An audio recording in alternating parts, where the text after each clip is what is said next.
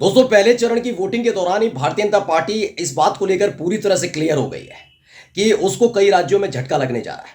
वो राज्य भी इसमें शामिल है जहां पर भारतीय जनता पार्टी ने अपनी सरकार बनाई, इस वक्त सत्ता में है। उसके बावजूद भी बीजेपी को करारा झटका लगेगा। 400 पार तो एक नारा बनकर रह जाएगा, जुमला बनकर रह जाएगा। इस बार 200 से 250 सीटें भी आ जाए तो बहुत बड़ी बात है। ये बात मैं क्यों कह रहा हूं, आज मैं अपनी इस वीडियो में सबूतों के साथ दिखाने जा रहा हूं। आज मैं आपको दिखाने जा रहा हूं बीजेपी शासित राज्यों में जहां पहले चरण के चुनाव हुए, वहां पर किस तरह के हालात बनते नजर आए। कैसे बीजेपी के खिलाफ न केवल गुस्सा निकला, बल्कि लोग इतने ज्यादा गुस्से में आ गए कि ईवीएम तक तोड़ डाली थी। अलग अलग जगह की मैं आपको तस्वीरें दिखाने जा रहा हूं।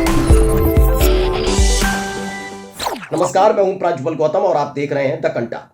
ये सबको पता है 19 अप्रैल पहला चरण 102 सीटों पर वोटिंग हुई थी अलग अलग राज्यों में, जिसमें कई हैं, उत्तर प्रदेश भी है उसमें शामिल, उसमें पूर्वोत्तर के राज्य भी हैं, अलग अलग बिहार भी है। अलग अलग राज्यों में 102 सीटों पर वोटिंग हुई पहले चरण में।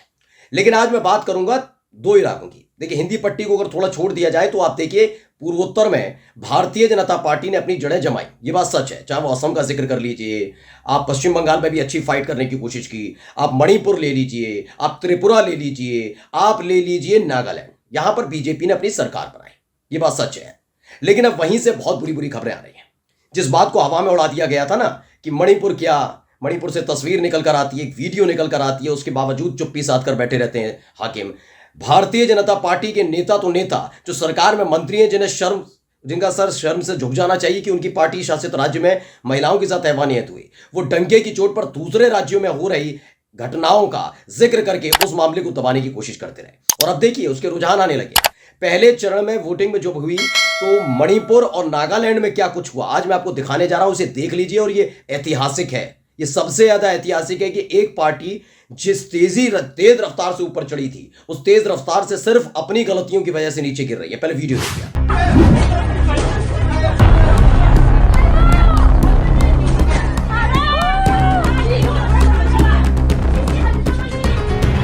तो ये मणिपुर का बताया जा रहा है। वहां पर तमाम सुरक्षा कर्मी भी हैं, लेकिन वोटर्स भी खड़ी हुई, खासतौर पर महिलाएं हैं।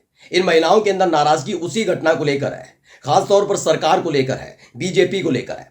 खबर एक विकास सिंह है, उन्होंने लिखा, बूथ वैंडलाइज इन मणिपुर इटी पॉलिटिक्स। जब जो भी है, इकोनॉमिक टाइम्स के पॉलिटिक्स के कुछ होंगे इसमें, इन्होंने कहा बूथ वैंडलाइज इन मणिपुर। मणिपुर में बूथ को जमकर तोड़फोड़ की गई। खबर तो ये भी निकल आई कि ईवीएम को तोड़ा गया था। इसको रवीश कुमार ने भी ट्वीट किया, लिखा, तभी प्रधानमंत्री मणिपुर नहीं गए, ऐसे हालात हैं वहां। याद करिएगा, इससे पहले अभी पिछले ही साल के आखिर में 5 राज्यों में विधानसभा के चुनाव हुए थे, जिसमें मध्य प्रदेश था, छत्तीसगढ़ था। मध्य प्रदेश, छत्तीसगढ़, राजस्थान, तेलंगाना और मिजोरम, इन 5 राज्यों में हुए। आप जानकर चौंक जाएंगे भाई, तेलंगाना तक हो गए प्रधानमंत्री, हुआ है, प्रचार करते रहे, लेकिन एक बार भी मिजोरम नहीं गए। ना मोदी जी गए, ना शाह बाबू गए प्रचार करने। ऐसे हालात मणिपुर के हैं। मणिपुर का नाम सुन के ही बीजेपी के बड़े बड़े दिग्गज नेताओं की सांसें फूलने लग जाती हैं। मणिपुर में आपने नाराजगी देखी ली। इस खबर को दैनिक भास्कर ने भी छापा, और क्या लिखा पहले मैं पढ़कर बता देता हूं। इसमें लिखा है कि मणिपुर में पोलिंग बूथ पर गोलीबारी, 3 घायल। इम्फाल ईस्ट में ईवीएम में तोड़फोड़, कुकी समुदाय का चुनाव बहिष्कार का ऐलान। कुकी समुदाय ने चुनाव का बहिष्कार कर दिया। 2024 लोकसभा चुनाव के फर्स्ट फेज के दौरान शुक्रवार को मणिपुर में बिष्णुपुर जिले के थमन पोप कली में एक मतदान केंद्र पर गोलीबारी हुई, इसमें 3 लोग घायल हो गए। वहीं इम्फाल ईस्ट के थोंगेजू में एक बूथ पर ईवीएम में तोड़फोड़ की खबरें सामने आई। हालांकि हमला किसने किया, इसकी जानकारी नहीं है। ये तमाम चीजें निकलकर सामने आई और नाराजगी है, और यही वजह है। आप देखिए, मणिपुर में एक भी जनसभा मोदी जी की नहीं हुई, ना विधानसभा में। जब मिजोरम में हो रहा था तब विधानसभा चुनाव के दौरान नहीं गए प्रचार करने, और मणिपुर में लोकसभा का चुनाव हो रहा है तो नहीं गए। उन्हें मालूम है कि उनके जय जयकार के नारे लगेंगे या उनसे जनता क्या कुछ कहती नजर आएगी, इसलिए वो जा ही नहीं रहे। छोड़ ही दिया, मैं जाऊंगा ही नहीं भाई। लेकिन बात आज केवल मणिपुर की नहीं कर रहा हूं। मणिपुर में हुई घटना का असर कैसे पूरे नॉर्थ ईस्ट में पड़ रहा है, वो आपको दिखाने जा रहा हूं। खबर पढ़िए, यह आज तक की खबर है। ये नागालैंड का जिक्र है। नागालैंड का मैं आपको पहले बता दूं कि पिछले साल मार्च में ही नागालैंड में बीजेपी की सरकार बनी। पिछले साल ही 2023 में सरकार बनी मार्च में। त्रिपुरा में, नागालैंड में, यहां पर सरकार बनी बीजेपी की, पूर्ण बहुमत की सरकार बनी, अच्छी बात है। अब देखिए वहां हालत क्या है कि जब लोकसभा चुनाव के लिए वोटिंग हो रही थी तो कितने खुश हैं वहां के लोग। लोकसभा इलेक्शन, नागालैंड के 6 जिलों में नहीं डाला गया एक भी वोट। 20 विधायकों ने भी नहीं किया मतदान। इसमें बताया गया लोकसभा चुनाव के पहले चरण का मतदान 19 अप्रैल शुक्रवार को हुआ। इस दौरान अलग अलग राज्यों की 102 सीटों पर वोटिंग हुई। इस बीच नागालैंड के 6 पूर्वी जिलों में एक भी वोट डाला नहीं गया। यहां मतदान कर्मी बूथों पर 9 घंटे तक इंतजार करते रहे, लेकिन अपनी सीमांत नागालैंड क्षेत्र FNT की मांग पर दबाव बनाने के लिए एक संगठन द्वारा किए गए बंद का आह्वान के बाद क्षेत्र के 4 लाख मतदाताओं में से एक भी वोट देने नहीं आया। पीटीआई के मुताबिक मुख्यमंत्री नेफ्यू रियो ने शुक्रवार को पुष्टि की कि राज्य सरकार को ईस्टर्न नागालैंड पीपल्स ऑर्गेनाइजेशन की FNT की मांग में से कोई समस्या नहीं है, क्योंकि वो पहले ही क्षेत्र के लिए स्वायत्त शक्तियों की सिफारिश कर चुकी है। ENPO पूर्वी क्षेत्र के 7 आदिवासी संगठनों का शीर्ष निकाय है। अधिकारियों ने बताया कि जिला प्रशासन और अन्य आपातकालीन सेवाओं को छोड़कर पूर्वी नागालैंड की प्रमुख सड़क पर लोगों या वाहनों की कोई आवाजाही नहीं है। पूरी ये खबर थी, लेकिन इन सब के बीच ये है कि 6 जिलों में वोट कास्ट नहीं किया जाता है, वो भी वहां जहां बीजेपी की सरकार है।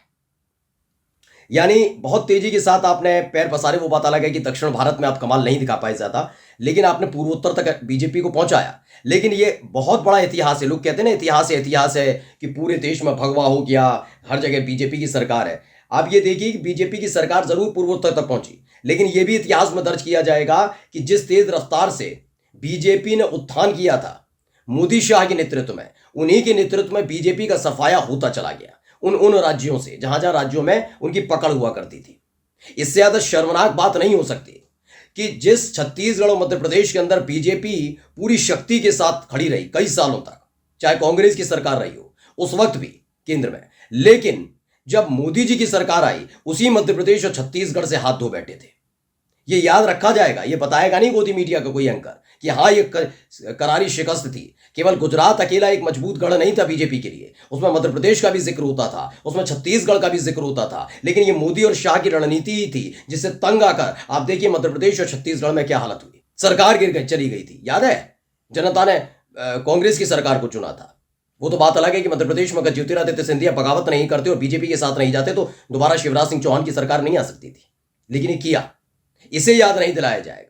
अब इन्हीं के कार्यकाल में कैसे नाराजगी देखने को मिल रही है आप समझ सकते हैं। मणिपुर और नागालैंड के क्या हालात हैं ये बता रहे हैं कि इसी वक्त अगर विधानसभा के चुनाव करा लिए जाते इन राज्यों में तो मणिपुर से बीजेपी का सफाया होना तय है।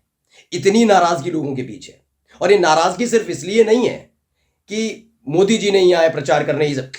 आपने पिछले साल से ही दिखा दिया था कि आप पूर्वोत्तर राज्य से कितनी मोहब्बत करते हैं, वहां जाते हैं, आप हर जगह से रिश्ता जोड़ते हैं। लेकिन मणिपुर में जो कुछ तकरीबन 1 साल हो गया भाई, 1 साल से ये तमाम चीजें वहां चल रही हैं और मोदी जी को कोई फर्क नहीं।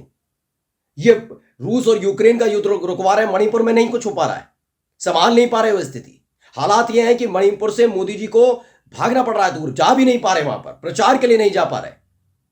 हाँ, अमेरिका जाने का वक्त है, मणिपुर जाने का वक्त नहीं है। कुल मिलाकर देख लीजिए रुझान आने लगे हैं। जिन लोगों को लगता है कि सत्ता में बैठने के बाद हम जो चाहेंगे वैसा हो जाएगा, ऐसा मुमकिन नहीं है। ये तस्वीरें गवाह हैं, ये खबर गवाह है कि आने वाले दिन बीजेपी के लिए बहुत बुरे होने वाले हैं।